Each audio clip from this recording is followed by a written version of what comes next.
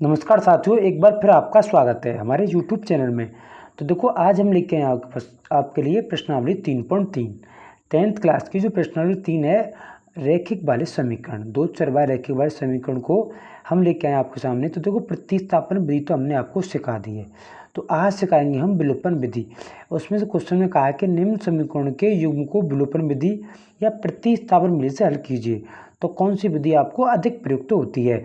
देखो, अगर आपको क्वेश्चन पेपर में आए कि आपको विलोपन विधि कहे या प्रतिस्थापन विधि, तो आपको उसी विधि से हल करना है। अगर आपको इन दोनों में से कोई सी विधि से हल नहीं करने को कहे, आपको कहे डायरेक्ट कहे कि निम्न समीकरण युग्मों को हल कीजिए और इसमें चर का मान निकालिए, तो ऐसा कहे तो आप कोई सी विधि से या किसी विधि से आप हल कर सकते हैं। ये आपकी मर्जी है कि विलोपन विधि लगाना चाहते हैं कि आप प्रतिस्थापन विधि लगाना चाहते हैं।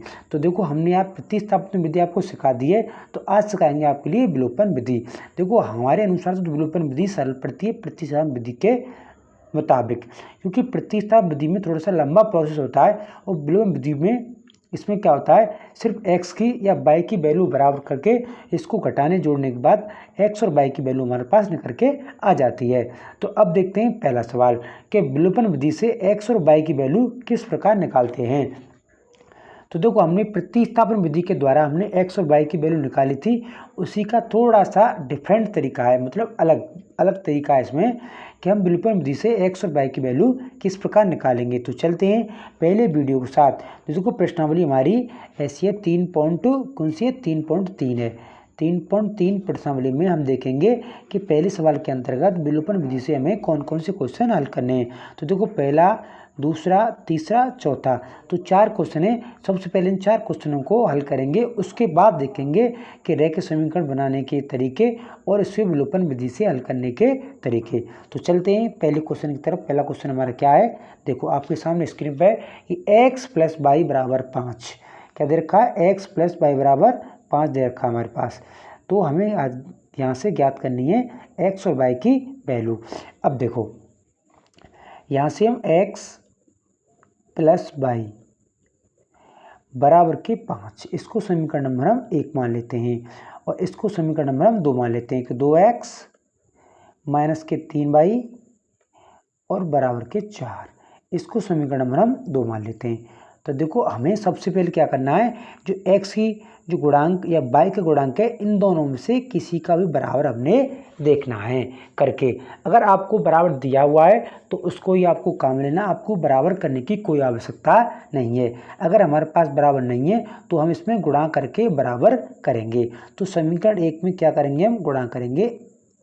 समीकरण 1 में 2 का गुणा करने पर, 2 का गुणा करने पर, तो देखो समीकरण 1 में ये रहा, 2 का गुणा करेंगे तो सभी में गुणा होगा थोड़ा सा। तो देखो, 2x + 2y और बराबर के यहाँ आएगा 10, ये हमने गुणा कर दिया।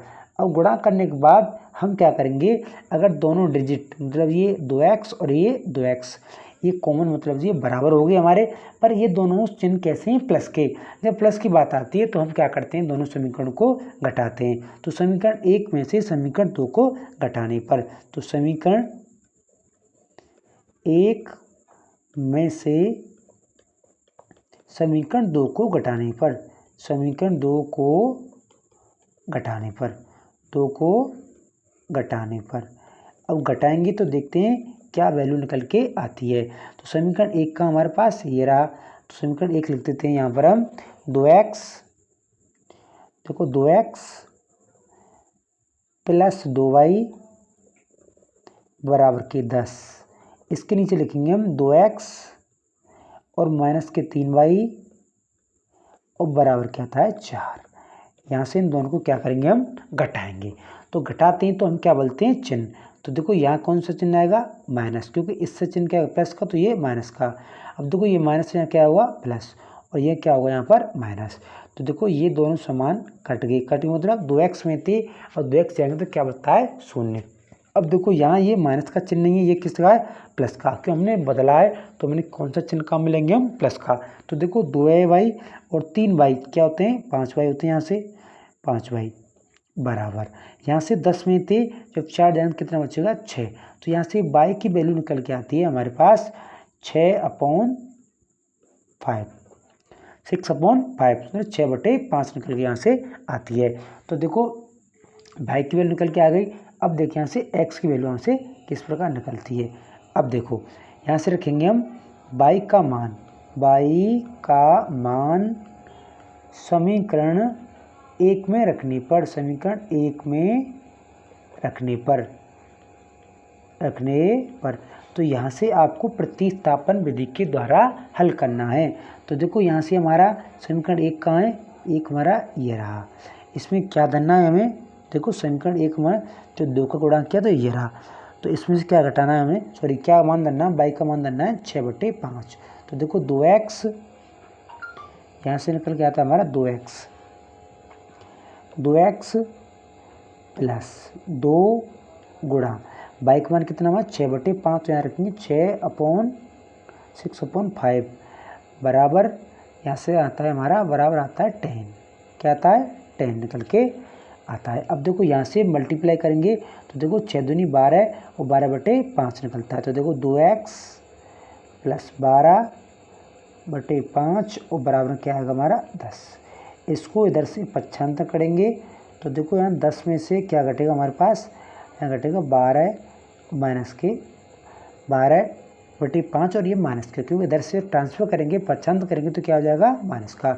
अब देखो 10 पंजे 50 और 50 में से घटा देंगे हम 12। तो यहाँ से अब क्या निकलता है देखते हैं। तो देखो 2x बराबर 10 पंजे 50, 50 में से जब 12 घटाएंगे तो क्या निकलता है हमारा 38 निकल के यहाँ से आता है अपॉन 5। अब देखो 2 से ये कट जाएगी 38, तो कितनी बार कटेगी 19 बार। तो यहाँ से x की वैल्यू निकल के आती है हमारी 19/5, 19/5, क्योंकि 2 से 38 कट गई, क्योंकि 2 कैसे जाएगी भाग में जाएगी, यहाँ से जैसे भाग जाएगी 2 का भाग लेगा 38 में कितने आएगी 19। तो 19/5 मतलब 19 की बट्टी में कितना आएगा 5, ये हमारे x की वैल्यू निकल के आती है। अब देखते हैं अगला क्वेश्चन। दूसरा क्वेश्चन हमारा 3x प्लस 4y बराबर 10 और 2x माइनस के 2y बराबर 2। तो देखो इसमें और इसमें थोड़ा सा अंतर है, क्योंकि ना तो x की वैल्यू बराबर हमारे पास ना y की वैल्यू, मतलब ना तो x का गुणांक बराबर और ना y का गुणांक बराबर। तो देखो इसमें समीकरण नंबर मान लेते हैं हम इसको मान लेते हैं हम 1 और इसको मान लेते हैं हम 2। इसको कौन सा मान लेते हैं हम 2। अब क्या करेंगे इसका, अब इसमें गुणांक करेंगे हम किसका 2 का। तो समीकरण 2 में 2 का गुणांक करने पर 2 का गुणांक करने पर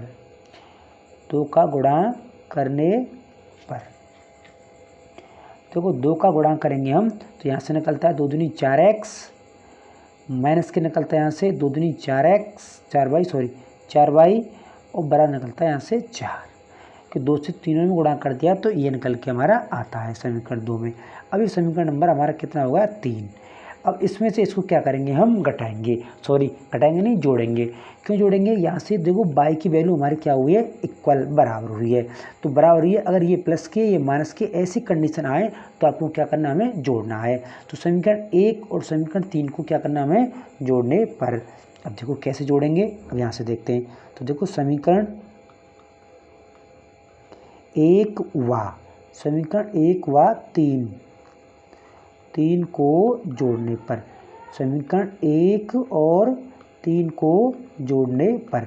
अब देखो कैसे जोड़ेंगे, तो देखो 3x प्लस 4y बराबर क्या है यहाँ से 10 और यहाँ से निकलता है ये 4x माइनस के 4y और बराबर के यहाँ से निकलता है 4 निकलता है। अब देखो यहाँ से जोड़ेंगे जो हमें चिन्ह बदलने की कोई आवश्यकता नहीं है।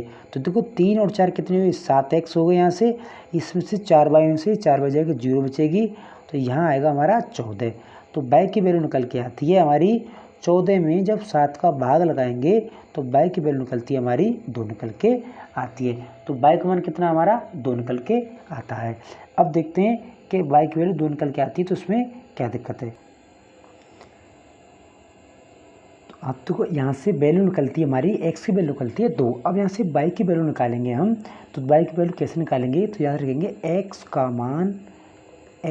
का मान समीकरण, देखो समीकरण आप कोई से भी रख सकते हो, चाहे 1 में रख दो चाहे 3 में, तो हम समीकरण में कौन से रखेंगे, 1 में रखेंगे। तो समीकरण 1 में रखने पर, समीकरण 1 में रखने पर, समीकरण 1 में रखते हैं। समीकरण 1 क्या हमारा ये रहा। तो देखो 3 गुणा 2 प्लस 4y बराबर आता है यहाँ से 10। देखो 3 दूनी 6 हुआ, तो यहाँ से 6 प्लस 4y बराबर क्या आता है यहाँ से 10। तो 4y बराबर के 10 में से घटेगा 6, तो y की वैल्यू यहाँ से निकलती है 4/4, तो यहाँ से आती है 1। अब देखते हैं अगला क्वेश्चन कि अगला क्वेश्चन क्या है हमसे। अगला क्वेश्चन हमारा क्वेश्चन नंबर 3। तो देखो 3x माइनस के 5y और माइनस के 4 बराबर 0। यहाँ से 9x बराबर 2y प्लस 7 दे रखी है यहाँ से। तो देखो इसको समीकरण थोड़ा सा सही करते हैं, तो यहाँ से पक्षांतर करेंगे इधर इसका, तो कैसे आएगा ये। तो देखो 9x और माइनस के 2y और प्लस 7 बराबर के 0। गलत हो गया हमसे। कैसे गलत हो गया, तो यहाँ कौन सी संख्या है, यहाँ से माइनस की आएगी, क्योंकि ये प्लस है, इधर ले तो क्या होगी, माइनस की आती है। चिन्ह का आपको विशेष ध्यान रखना है। अब देखो इसमें 3x, इसमें क्या दे रखी है 9x, तो इसमें क्या करते हैं, गुणा कर देते हैं 3 का समीकरण 1 में, तो इसको मान लेते हैं समीकरण 1 और इसको मान लेते हैं समीकरण 2। अब देखो समीकरण 1 में, समीकरण 1 में किसका गुणा करेंगे हम, 3 का गुणा करने पर। क्यों गुणा करेंगे कि इससे हमारा 9x हो जाएगा, गुणा करने पर। अब गुणा करते हैं यहाँ से, तो देखो 9x आएगा यहाँ से क्या आएगा, 9x आएगा, 3 पंजे 15y आएगा यहाँ से, और माइनस क्या आएगा यहाँ से 12, और बराबर क्या आएगा यहाँ से 0। तो 3 का गुणा कर दिया, तो 3x माइनस के 3 पंजे 15 और माइनस के 12 बराबर 0। अब देखते हैं यहाँ से क्या निकलता है। अब देखो एक समीकरण हमारे पास ये रहा, 9x माइनस के 2y और माइनस के 7 बराबर 0, और एक समीकरण 9x माइनस के 15y और माइनस के 12 बराबर 0। अब समीकरण नंबर मान लेते हैं इसको हम 3। तो देखो 3 में से, और इसको क्या करते हैं हम घटाएंगे, क्योंकि 9x और 9x क्या है, समान है। तो समीकरण 3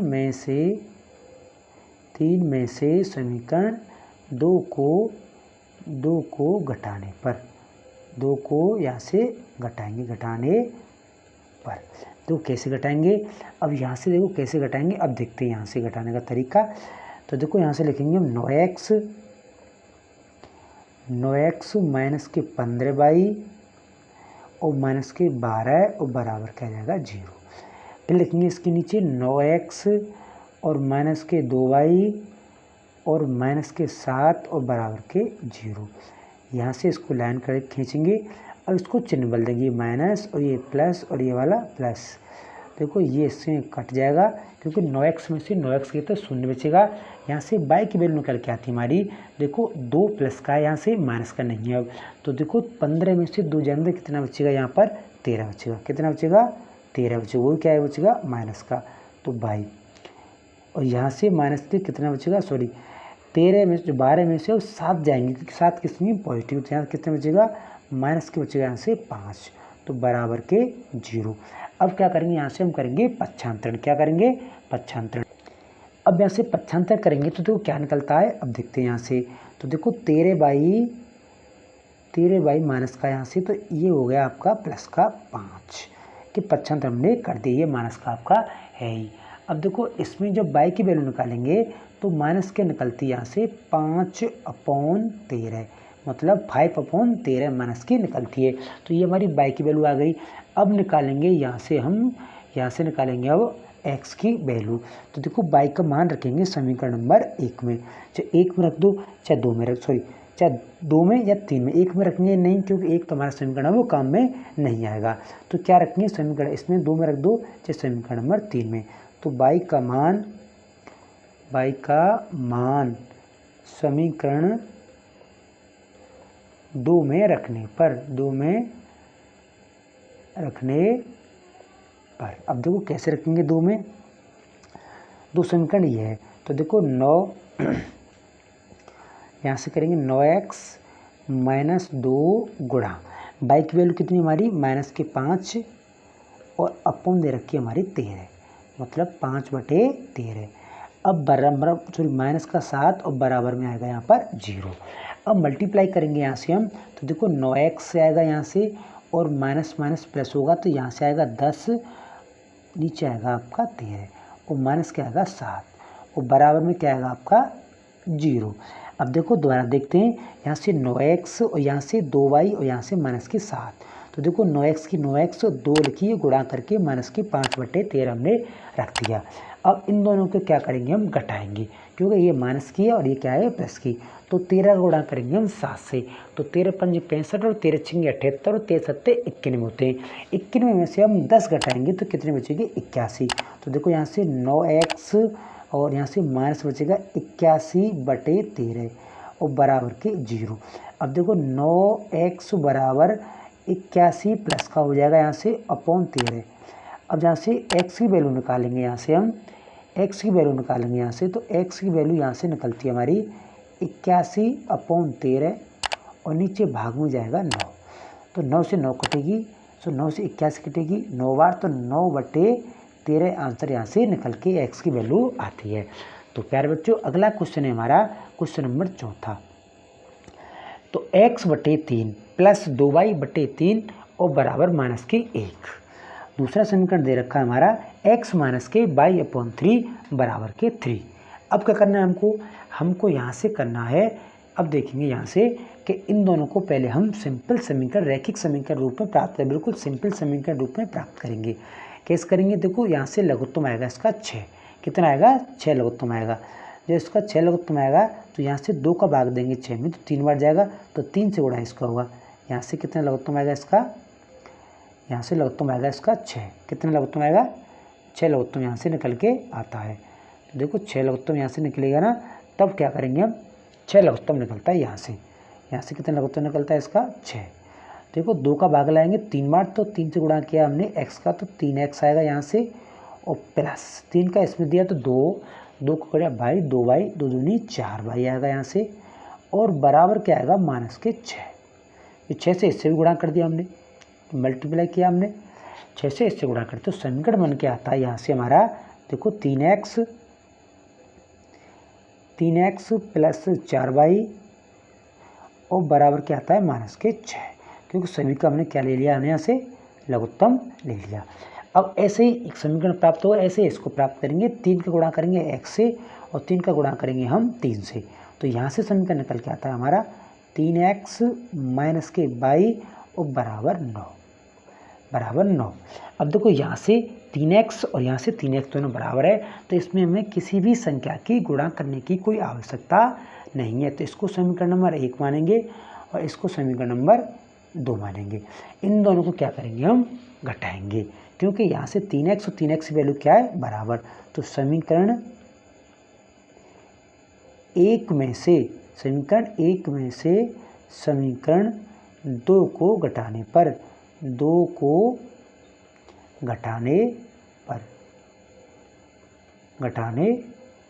अब कैसे घटाएंगे, देखो 3x प्लस 4y बराबर -6। यहाँ से रखेंगे हम 3x -y और बराबर क्या है यहाँ पर 9। अब देखो यहाँ से क्या होगा, यहाँ से चिन्ह बदल देंगे माइनस, और ये किसका आएगा हमारा प्लस, और ये क्या आएगा हमारा माइनस। तो देखो ये तो आपके कट गए, इस कटने के बाद और यहाँ प्लस और ये प्लस, तो यहाँ से हो गया आपके 5y, कितना हो गया 5y, प्लस के 5y हो गए, और यहाँ से ये माइनस माइनस दोनों जुड़ जाएंगे, तो यहाँ से हो गए -15। तो यहाँ से y की वैल्यू निकलती है हमारी -15 में जब भाग लगेगा 5 का, तो y की वैल्यू निकल के आती है हमारी यहाँ से -3। कितनी निकलती है -3। अब y का मान हमें रखना है समीकरण नंबर 1 में रखो या 2 में रखो, तो y का मान समीकरण 1 में रखने